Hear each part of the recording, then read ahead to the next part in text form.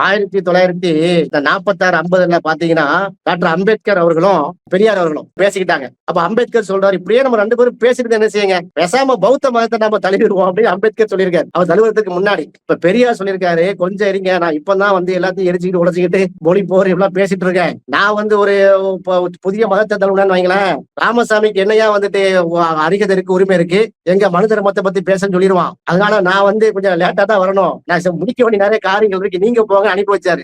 அவ்வளவு தெளிவா உள்ளவர் பெரியாரு. அந்த பெரியாருடைய மண் இந்த மண்ணு, சரியா? அந்த பெரியார் சொல்ல, இப்ப நான் பெரியாருடைய மண்ணுன்னு சொன்ன உடையவே பெரியாரே எங்களுக்கு மண் தான் சொல்றாங்கல்ல.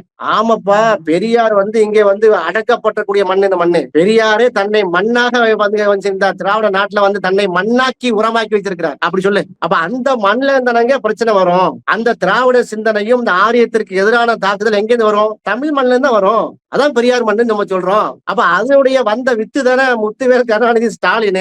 அப்ப ஸ்டாலின் இங்க இருக்கும் போதே நீங்க சீன்ற மாதிரி இங்க பிரதமர் என்ன சொல்லிட்டு போனாரு? 2024 ஸ்டாலினை காலி பண்ணிடுவோம், திமுக கட்சியே இருக்காது.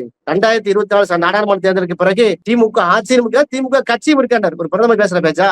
முந்தானத்து என்ன பேசிட்டு போனாரு? அமாராக பயங்கரமான கூட்டணி கேட்டு போறாரு. கூட்டணி தலைவர்கள் இருக்காங்க, சேர்லாம் காலியா கிடக்குது, எல்லா தொண்டர்களும் எங்க இருக்கிறாங்க. டிடிவி தினகரன் மேடையில மூஞ்ச சொல்லிட்டு நிக்கிறாரு. அங்க கீழே இருக்கிற ஆமாமாக்க ஆட்கள் அங்க போயா, ஓ சுயத்துக்கு நீ போவ, நான் எங்க ஓட்டு போறேன் எங்களுக்கு தெரியுங்கிறாங்க. தமிழ்நாட்டு மண் அப்படிதான் இருக்கும், தமிழ்நாட்டு மண்ணே அப்படிதான் இருக்கும். பிரதமர் மோடி சொல்றாரு என்டிஏ ஆட்சி அமைப்போங்கிறாரு. எடப்பாடி என்ன சொல்றாரு?